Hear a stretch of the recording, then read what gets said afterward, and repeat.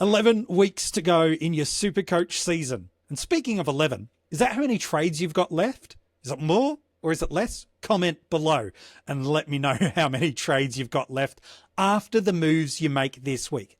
And speaking of, how many trades are you making? Do you know who you're getting into? Do you know who you're jumping off? This week's SuperCoach Top 10 Trade Targets, I think, is going to help you navigate the right moves to make this week to improve your SuperCoach side.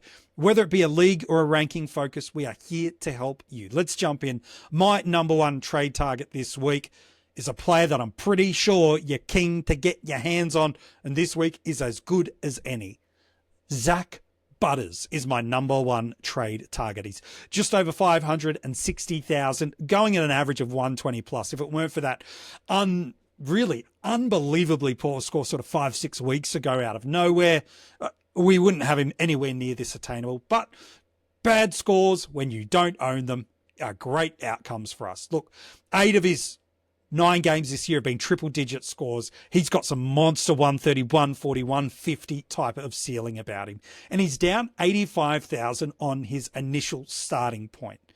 Going back to December of 2024, I know that's a while ago, but I did my way too early team reveal. And Zak was in my team at that stage. And I made this statement that if there was one midfielder that I thought had the potential of surpassing Marcus Bontempelli as the highest averaging midfielder, the first person I thought it could be is Zak Butters. And again, at just over 560k, a guy that's gone 120 plus for the moment, this is unbelievable, crazy value.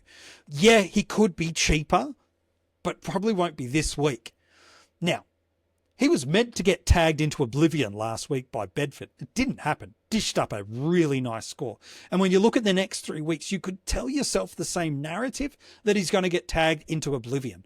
But politely, I don't see that coming at the very least this week. Yes, he's got the demons, and historically, his last 3 is a 138 average, so he scores well against them. But let's not fall into this Ed Langdon tag hype. Politely, that is the first time it's happened, and it wasn't a tag at centre bounce. Rather, it was very heavy tag around the ground that they wanted to suppress the impact of a Nick Dacos. Butters is great, but he is no Nick Dacos. And despite as brilliant as it worked out for Melbourne, they still lost the game. It's a one-time approach. I'm not too concerned about that right now. If that happens, so be it. But I think a one-time surprise fixtured move is not enough to turn me off getting into a Zak Butters. The week after that, he's got the Swans. He's already had a 160-plus score against them this year. He's been huge. Probably will get a little bit more attention in this game, but James Jordan's being far from at his stifling best this year. And then the week after that, look, he doesn't have a great history against Carlton in his last 3, no tons in his last 3. I think Chincotta, again, we talk about playing the fixtures and playing the opponents. I feel like Chincotta only came in for merit. It may happen too for Zak Butters, but I'm not as concerned as people might forecast. And again, we're all getting crazy value. The break-even's down at 90. The only premium mid that I think is going to outperform from here on in is a Marcus Bontempelli. He's 100k more, give or take a few thousand. So I'm very, very happy to get my hands on Zak Butters. He's my number one trade target. Do you need some cash? Let's help you find it. In at number 2, Zak Johnson. He's got the lowest break even of anyone in SuperCoach this round, -65, and he's at a really handy price point for us. Now, politely, he doesn't have amazing job security. He's got opportunity due to a decimated injury list that has hit Essendon. But let's be honest, you need him for 2 key reasons. Number 1, to free up cash off a topped-out moneymaker. So guys like Lindsay, Bice, hopefully you've already got rid of Cleary, Marich, these sort of players that have hit their upper echelons and thresholds. They're starting to head back into losing some cash. You're just trying to maximize the cash they've generated onto a guy that's playing right now. And that's what Zak is. But also we're just the 3 weeks removed from the end of best 18 in the buys. One of them, Zak's going to be on the buy. So he's not playing anyway in round 16. It's really this week and next. If he's going to play the next fortnight, which I do believe he will, he's done his job of A, freeing up cash, B, generating a little bit of cash for you should you need to scrape it as you get towards the end of the year. C, giving you another green dot to hopefully get rid of those poor vest scores that can happen in best 18 rounds. And he's done his job. After round 17 onwards, he shouldn't be someone you need on field, and ideally not even as your bench cover. But again, with SuperCoach, we're protected a little bit with flex, with always that one player's score falling off. It might not be a disaster if he's your M10 that sits through there. There's a number of ways you can get there. I wouldn't scrape it off the likes of a Clay Hall for just that 50,000. To me, that doesn't really feel great. But if it's the way to access the cash off the Lindsay type, the Bias type, the Marriage type, I'm much more comfortable for doing that because it's the freeing up of cash to make the upgrade, to get the number one upgrade for me this week, which is Butters, rather than just these dinky little 50,000 money maker scrapes. I just don't think that's going to get you anywhere this year in SuperCoach. My number 3 trade target is Nasiah Wanganeen-Milera. I thought that match before he went on the bye, finally he was going to drop under that 500k and get even more attainable for us. Now, about 1 in 4 coaches own him across the formats. But he just found a way in that second half, didn't he, against Melbourne, to just absolutely dominate. He's one of the cleanest and most clinical ball users, got really great elite running patterns, and they do love to get the ball in his hands. He's got a decent matchup this week. It is an early in the round trade that I know some are a little apprehensive to make, but the Bulldogs and halfback is a relatively favourable matchup for us, so I don't mind that. Look, by average of all defenders, he's ranked 9th, so he's clearly at the upper echelons, and he's got a higher average than the likes of Rozee and Sheezel, who, again, we'll talk about both those guys later in this episode. There's a little hook for what's to come, but he's outperforming them by average. He's got a break even of 70s. Yeah, this is the right time to jump on. He's coming fresh off it, and he is absolutely monstering it in some games. I'm pretty keen to get my hands on Nasiah Wanganeen-Milera. In at number 4, staying in the backline upgrades again, whether it's via Roberts, via Bice, however you're getting there, Connor Rozee is my number 4 trade target. Defender, mid. He's had his first game last week. Eligible as a defender. He's still there again. But since that role change that happened, I think it was in round 5, he's been awesome. 5 scores of 100 plus. A couple of those are 130s. 2 scores 90 plus in addition to the 5 tons. And he's had just the 1 score under 90 all year. And there's an unbelievable matchup he's got this week. If you use the defense versus position data of how a player scores versus a certain opponent in the last 5 matchups, for players that play that kind of rebounding halfback run and carry, push up through the wings, we'd say scoring off transition style role, there's one matchup that is the best for halfbacks. It's Melbourne. Guess who Port Adelaide have this week? Melbourne. Go and have a look at what a Josh Dacos did just last week. Yeah, this could get real good, and you get an immediate ceiling 120, 130 plus score as early as this week. Still pretty attainable in price. His average is strong. Since he's moved into this role, he's been better than what his average is indicating. I'm very happy to get my hands and advocate for Connor Rozee as my number 4 trade target. Then rounding out my top 5, again, not somebody that in a traditional year I'd push you towards, because unless you're a Matt Flynn owner, you're probably not looking for a ruck to trade in. But with flex and an extra position and an extra premium on field, you can pick anyone in that spot. And TDK could well just give you that right spot. Right back in December when we learnt about flex, Tom's my number 5 trade target, by the way. The reason I've got Tom to Koning where I do is we talked in December that potentially that ruck scoring is so favoured in SuperCoach that getting your hands on a 3rd top-end ruck might just be better than a 9th midfielder or a 7th forward or defender. Again, DPP and squad versatility does get a bit more locked away. I understand that. But he's got 9 tons this year from his 11 games. In his next 3 matchups, he's got the Eagles, he's got North, that's not great, and Port. The 2 best matchup in SuperCoach over the last 5 weeks, period, are rucks against Eagles and rucks against Port. He's got 2 of the best, not just ruck matchups, SuperCoach matchups. He's got 2 in the next 3 weeks. If you can get ceiling in a bye best 18 scenario, you're away. and under $550,000, you're away. I'm not worried about Pitnet. I want to be really clear on that. We talked about it in this week's strategy session, which is available here on the channel. You can go and check that out, where we talk through all the big strategic decisions and discussion points of the round. But I'm not worried about Pitnet coming in at all, with Keith coming in and playing a decent role forward, with Harry Mackay missing. TDK's their ruck. He is happening. He is it. He's my number 5. And again, Flynn owners can consider it, and those that already have a combination of English, Marshall, Cherry or Gawn can look at TDK in and at the flex. So that's my top 5. It's Butters, it's Johnson, it's Wanganeen-Milera, it's Rozee, and it's TDK. Do you want me to open up the door a little bit wider for you? All right, let's help you with that. My number 6 trade target, Caleb Serong. He's been good this year without being great. A 105 average is probably reflective of where he is. I know many had hoped he'd be 110, 115, and that could still come. Because remember, you're not just trading into a player for what they have been. You're trading into them for what they could be.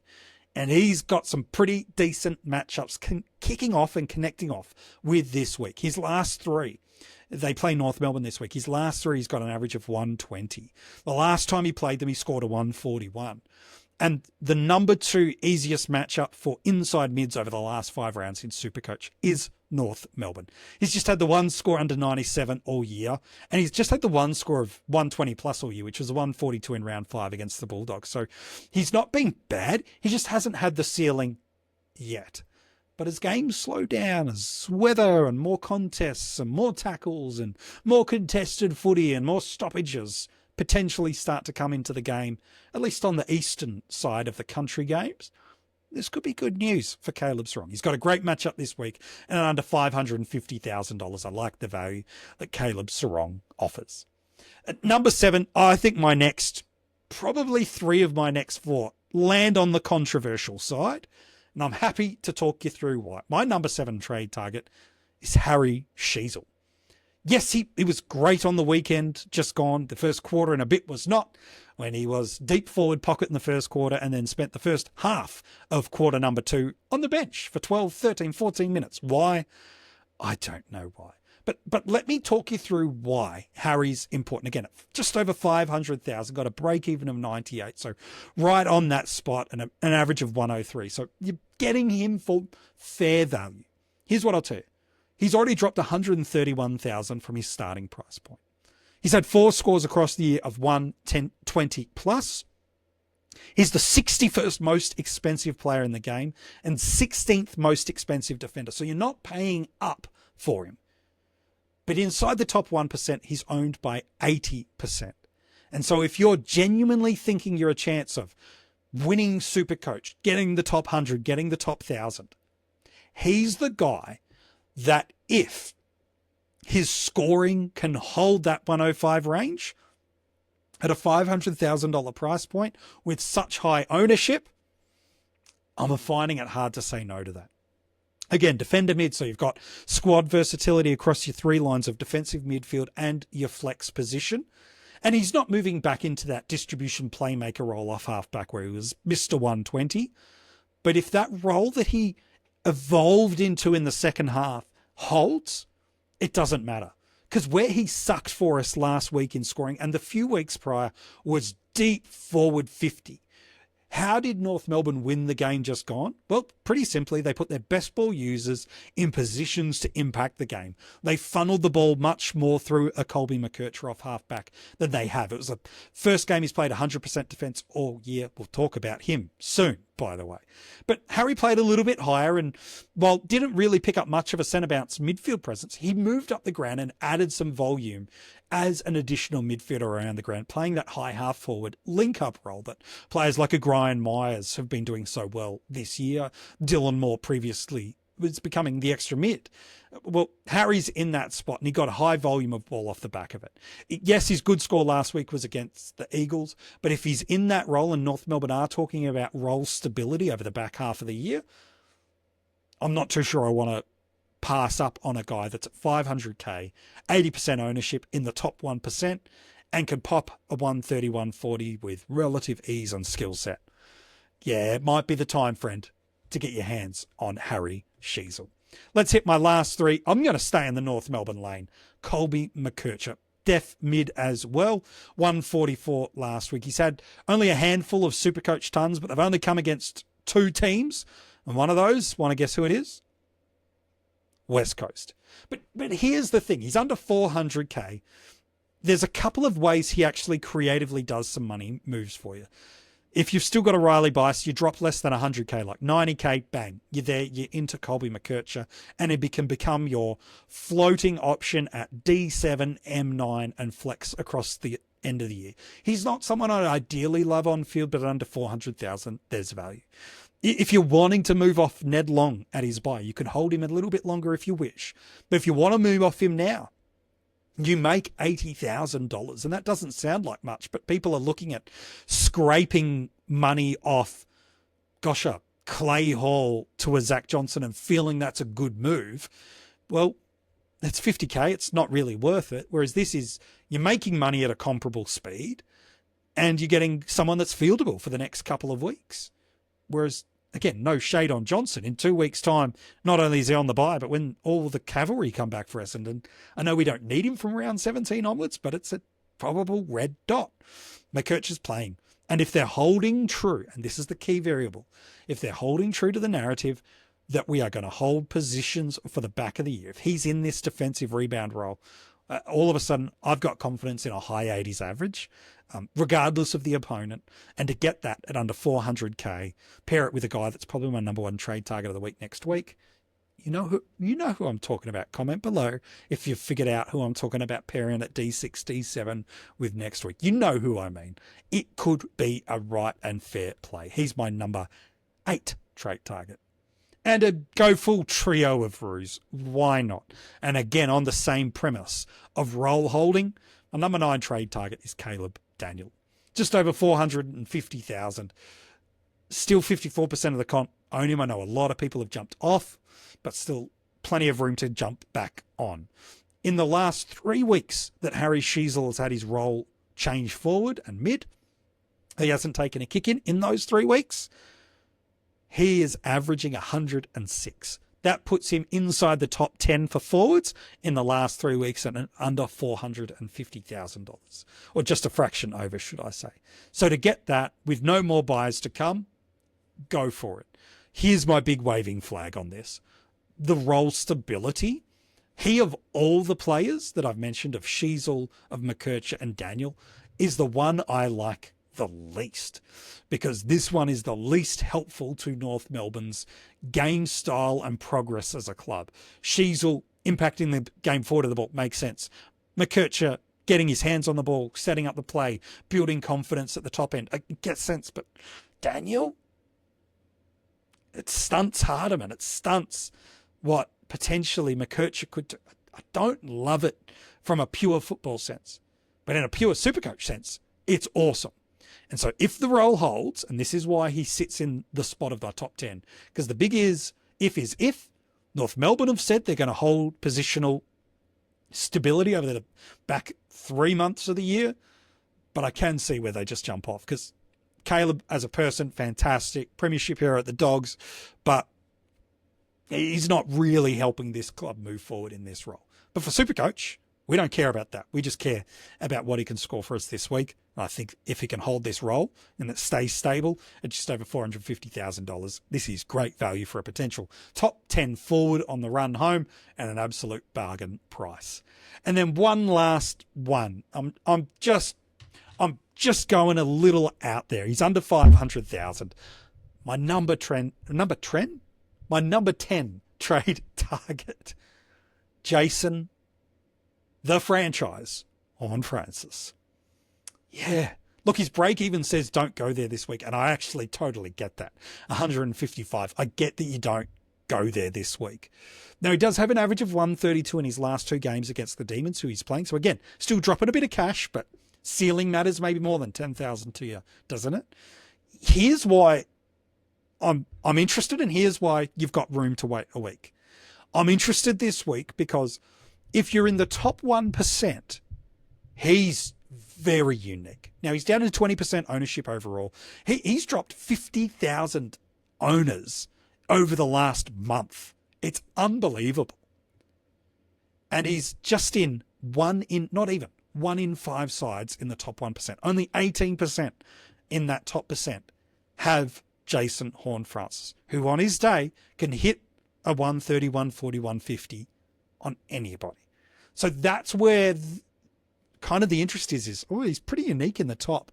Oh, he's got a good history against his current opponent. Well, this looks promising. Here's where it starts to probably get a bit challenging for coaches. Number one, that break even of 155, even if he just has an absolute lights out game, that price point's barely moving. And with cash strapped coaches, man, every $5,000 to $10,000 to $20,000 we could save for a week, we might do. The other is, how do they ease him back in after this hamstring? They've evolved this midfield yet again with Miles Bergman coming in and doing a fine job. Yes, he's playing more negating and tagging roles, which is probably the reason he didn't make the top 10 for me, is I can actually see him playing some tag roles that force him back into the defensive line when a player like a Petrarca or a Kozzy Pickett this week goes more forward, runs with him in the mid fine, but that's what he did with Dawson. That's what he did with Green and Daniels before the injury hit.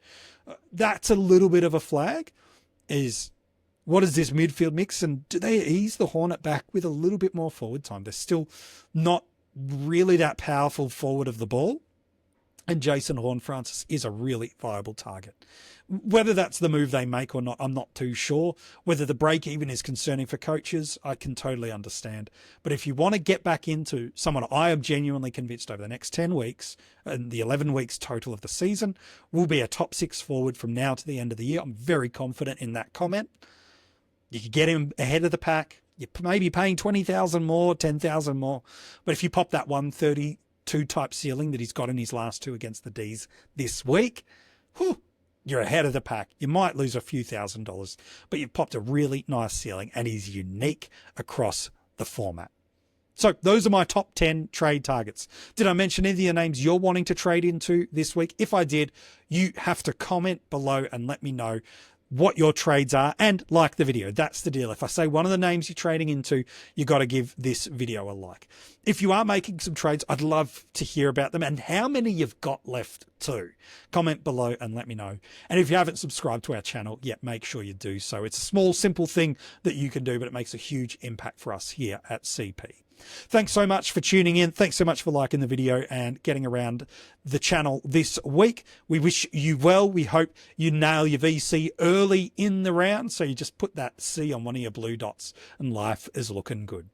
We've got our SuperCoach trade targets dropping every single Wednesday. It's here. This is this video. You can go and check it out.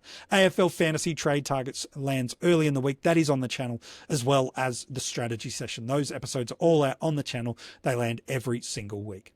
Hey, thanks so much for tuning in. We can't wait to be talking with you again soon.